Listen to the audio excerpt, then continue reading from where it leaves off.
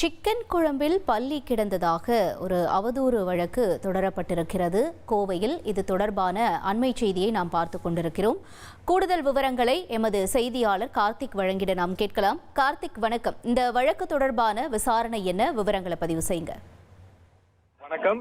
கோவை ஆர்எஸ்புரம் பகுதியில் கடந்த 27ஆம் தேதி தனியார் பிரியாணி கடையில் உணவில் பல்லி இருந்ததாக ஒரு புகார் எழுப்பப்பட்டது. இது தொடர்பாக உணவு பாதுகாப்புத்துறை சம்பவ இடத்தில் ஆய்வு மேற்கொண்டு கடையை 10 நாட்கள் திறக்கக்கூடாது என்று உத்தரவு பிறப்பித்திருந்தார்கள்.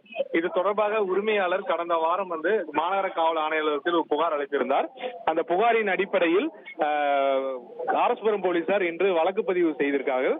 அதாவது திட்டமிட்டு வேண்டுமென்றே உணவில் பள்ளியை போட்டு அதை அது வீடியோவாக எடுத்து அந்த வீடியோவை சமூக வலைதளத்தில் பரப்பி கடையின் நட்பெயருக்கும் உரிமையாளரின் பெயருக்கும் கேள்விக்காக முயற்சித்திருக்காங்க அப்படின்னு சொல்லி புகார் கொடுத்திருக்கார்.